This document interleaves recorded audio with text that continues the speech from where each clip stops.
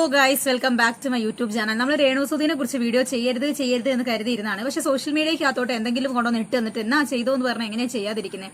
ആദ്യം നിങ്ങൾക്ക് ഞാനൊരു 2 മിനിറ്റ് നേരത്തെ ദൈർഘ്യമുള്ളൊരു വീഡിയോ നിങ്ങളെ കാണിച്ചു തരാം. നിങ്ങൾ ആ വീഡിയോ ഒന്ന് ഇരുന്ന് മുഴുവനായിട്ട് ശ്രദ്ധാപൂർവ്വം കാണുക. അതിൽ അവരുടെ ചേഷ്ടകള്, സംസാര രീതി, ഉപയോഗിക്കുന്ന പദപ്രയോഗങ്ങൾ, ഈ വക സാധനങ്ങളൊക്കെ നിങ്ങൾ ശ്രദ്ധിച്ച് കേൾക്കുക. ശേഷം നമുക്ക് വിഷയത്തിലോട്ട് വരാം. എന്റെ പേഴ്സണൽ ലൈഫ് കുത്തിപ്പൊക്കിട്ട് അതിൽ നിന്ന് എന്ത് നേടാനാണ്? അങ്ങനെ ഒരു കല്യാണം വന്നു, ഇത് ഇത്ര വലിയ തെറ്റാണോ? അതിന് ഒരു കോലും ഒരു ഫോണും ഉണ്ടെങ്കിൽ ഇവന് എന്ത് തോന്നിവാസം കാണിക്കാവുന്ന റൈറ്റ്സ് ഉണ്ടോ? എല്ലാത്തിനും ഞാൻ പറയുന്ന പോലെ ഓരോന്നിനും ഓരോ സീമയുണ്ട്, അതിനുണ്ട്. അത് ലംഘിച്ചാണ് ഇവൻ ഇപ്പൊ പ്രവർത്തിക്കുന്നത്.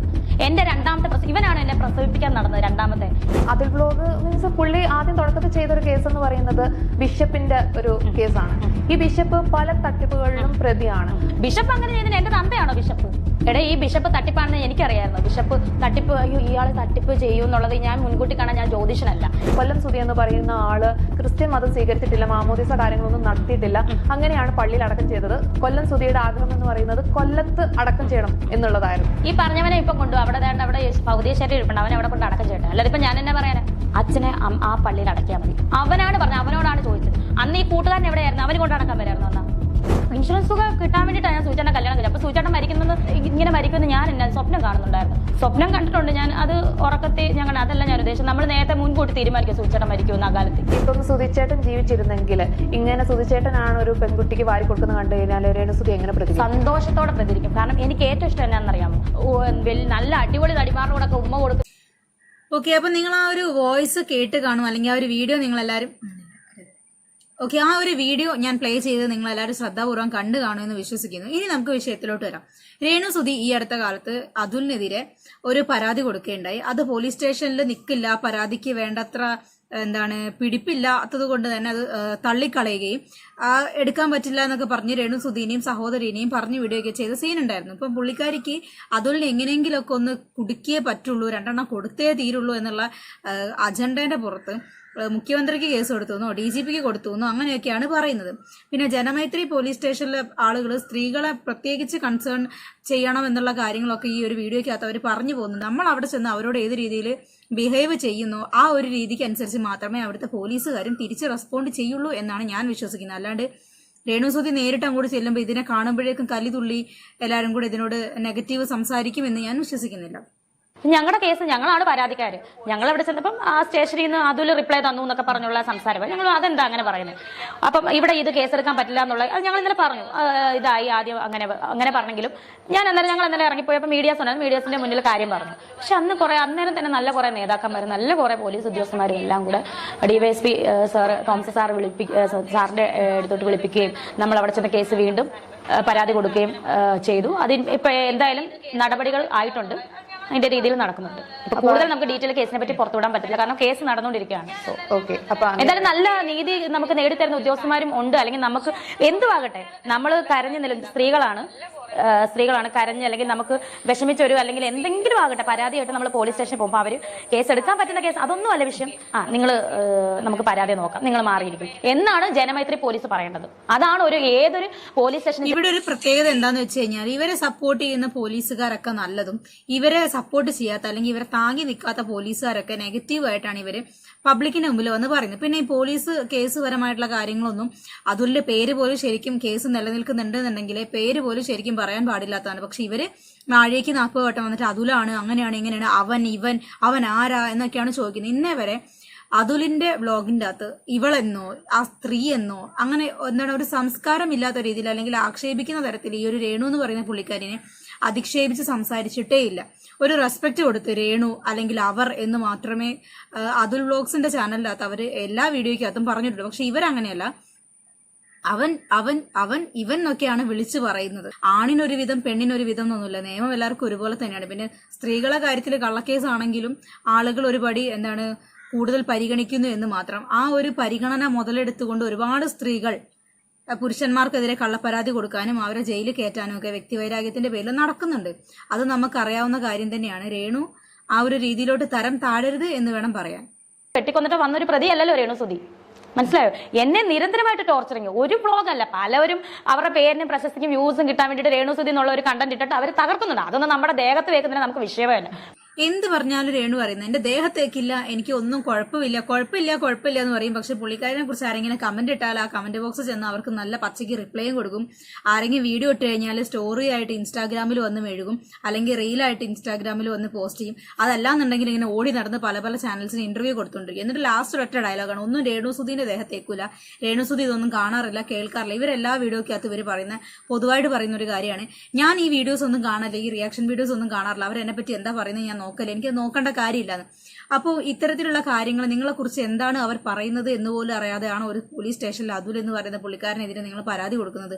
ആദ്യം പുള്ളി ചെയ്ത വീഡിയോസും കാര്യങ്ങളൊക്കെ ഇരുന്ന് പ്രോപ്പറായിട്ട് കാണാം. അതിൽ നിങ്ങൾ അധിക്ഷേപിക്കുന്ന രീതിയിൽ, സ്ത്രീത്വത്തിനെ അവിഷേദിക്കുന്ന രീതിയിൽ ഒന്നും പറഞ്ഞിട്ടില്ല.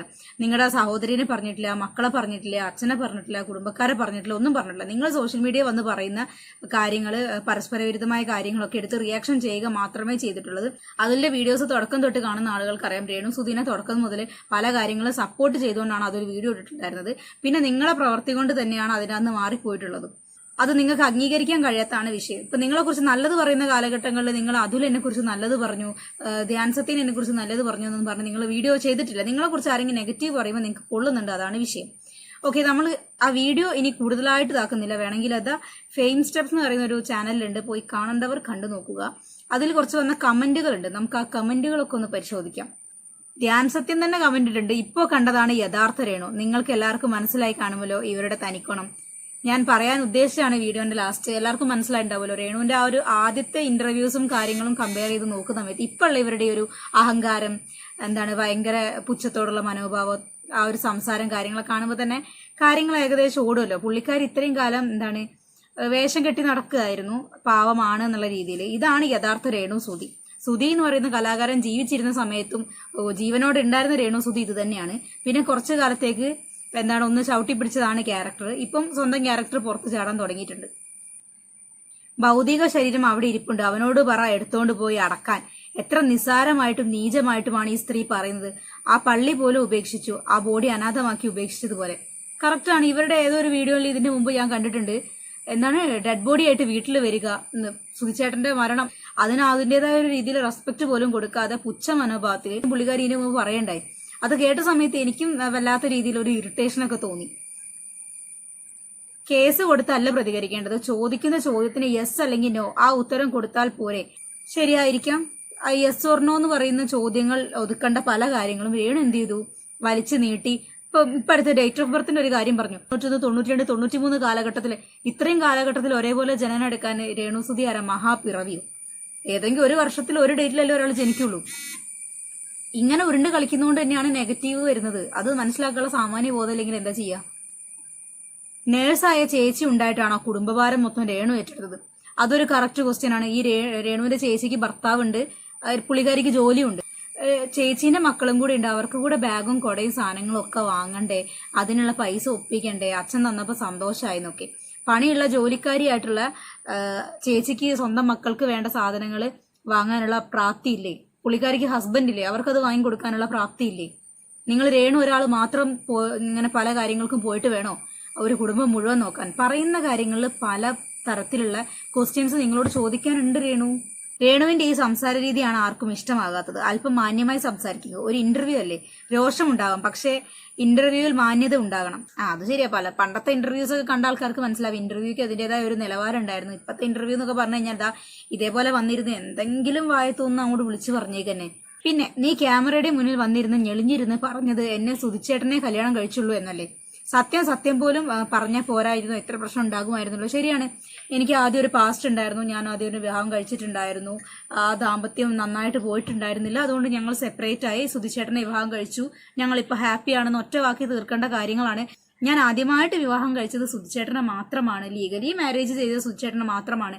അങ്ങനെ വളച്ചൊടിച്ച് പറയേണ്ട കാര്യങ്ങളൊന്നും തന്നെ ഉണ്ടായിരുന്നില്ല അവിടെ. മാന്യമായ രീതിയിൽ നേരിട്ട് രേണുവിന് പറയാവുന്ന കാര്യമേ ഉണ്ടായിരുന്നുള്ളൂ, എന്ത് ഇങ്ങനൊരു പാസ്റ്റ് ഉണ്ടായിരുന്നു എന്നുള്ളത്.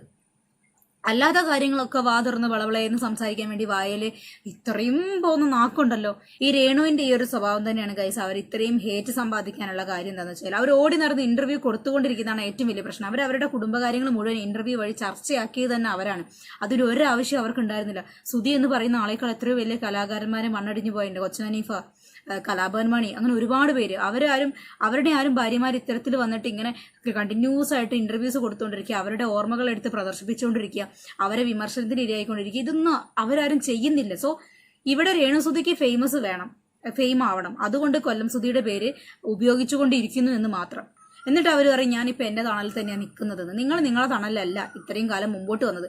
കൊല്ലം സുധിയുടെ ഭാര്യ എന്ന നിലയിൽ കൊല്ലം സുധിയെ ആരാധിച്ചിരുന്ന കുറേ ആരാധകരും അവരെ മനസ്സിലാക്കിയിരുന്ന കുറച്ച് ആൾക്കാരും നിങ്ങൾക്ക് തന്ന റെസ്പെക്ട് നിങ്ങൾ മുതലെടുത്തുകൊണ്ട് മാത്രമാണ് ഇത്രയും ദൂരം വരെ എത്തിയിട്ടുള്ളത്. കൊല്ലം സുധിയോടുള്ള സഹതാപവും ഇഷ്ടവും രേണുസുധി മാക്സിമം വിനിയോഗിച്ചു, ഇപ്പോഴും അത് ഉപയോഗിച്ചുകൊണ്ടിരിക്കുന്നു എന്ന് മാത്രം. ഈ ഒരു പേരും പ്രശ്നം എന്താണ് ഏതൊരു വീഡിയോ ചെയ്ത് ലിവിങ് ടുഗദർ. എന്തുകൊണ്ടാണ് നിങ്ങൾ ലിവിങ് ടുഗദർ ചൂസ് ചെയ്യാനുള്ള കാരണം എന്നും കൂടെ ഞാൻ പറഞ്ഞു തരട്ടെ. ബൈ ചാൻസ് വേറെ ആരെങ്കിലും വിവാഹം കഴിച്ച് ഒരു ജീവിതത്തിലോട്ട് കടക്കുകയാണെന്നുണ്ടെങ്കിൽ നിങ്ങൾക്ക് ലഭിച്ച ആ ഒരു വീട് നിങ്ങളുടെ കയ്യിൽ നിന്ന് നഷ്ടപ്പെട്ടു പോകുമോ എന്നുള്ള ഭയം. അതുകൊണ്ടൊക്കെ തന്നെയാണ്. പിന്നെ മോനാണ് പറഞ്ഞിട്ട് കല്ലറയിൽ അടക്കിയത്. മോന് അച്ഛനെ കല്ലറയിൽ അടക്കിയാൽ മതി എന്ന് സ്വന്തമായി തീരുമാനം എടുക്കാനുള്ള ഒരു പ്രായം. അന്ന് കിച്ചുവിന് 16 വയസ്സ് എങ്ങാണ്ടേ ഉള്ളൂ എന്നാണ് സോഷ്യൽ മീഡിയയിൽ പറയുന്നത്. ആ 16 വയസ്സുള്ള മകൾ നിങ്ങളോട് പറയണം അച്ഛനെ കല്ലറയിൽ അടക്കിയാൽ മതി എന്ന് പറയുന്ന സമയത്ത് നിങ്ങൾ അത് ചെയ്യൂ. എന്നിട്ട് എന്തുകൊണ്ടാണ് ഈ കൊല്ലം സുധിയുടെ മകൻ കിച്ചു എന്ന് പറയുന്ന പയ്യൻ ആണ്ടിന്റെ അന്ന് പോലും ആ ഒരു കല്ലറയ്ക്ക് മുമ്പിലേക്ക് വന്നിട്ട് ഒരു അനുസ്മരണം അല്ലെങ്കിൽ ഒരു അനുശോചനം അറിയിക്കാതിരുന്നത് എന്തുകൊണ്ടാണ്? ഇപ്പൊ എല്ലാം കൂടെ ആ കൊച്ചു പയ്യന്റെ തലയ്ക്കകത്തോട്ട് വെച്ചു കൊടുത്തിട്ട് അന്ന് ആ പയ്യൻ അത് പറഞ്ഞായിരുന്നു, അതുകൊണ്ടാണ് ഇത് ചെയ്തതെന്ന് പറഞ്ഞു കഴിഞ്ഞാൽ ഫുള്ള് ക്ലിയർ ആയല്ലോ. 16-ാം വയസ്സിൽ അവനെടുക്കുന്ന തീരുമാനമാണോ പക്വതയോടുള്ളൊരു തീരുമാനം? ഇതിലിപ്പം അടക്കിയതിനെ കുറിച്ച് നമ്മളല്ല പറയേണ്ടത്. വിശ്വാസികളായാലും ക്രിസ്ത്യാനികൾ, അവിടെ അടക്കിയ സഭയിലെ ജനങ്ങൾ, അവരൊക്കെയാണ് അതിനെക്കുറിച്ച് അഭിപ്രായം പറയേണ്ടത്. ഇനിയിപ്പോൾ എന്തായാലും അടക്കിപ്പോയി, നമ്മളിനി അതിന്റെ പുറകെ നടക്കണ്ട. ആ ഒരു പുള്ളിക്കാരൻ അതിലെങ്കിലും കുറച്ച് സമാധാനത്തോടെ സ്വസ്ഥതയോടെ കിടന്നുറങ്ങട്ടെ എന്ന് മാത്രം പറഞ്ഞുകൊണ്ട് ഇന്നത്തെ വീഡിയോ നിർത്തുകയാണ്. മറ്റൊരു വീഡിയോ കാണുന്നതുവരെ ബൈ.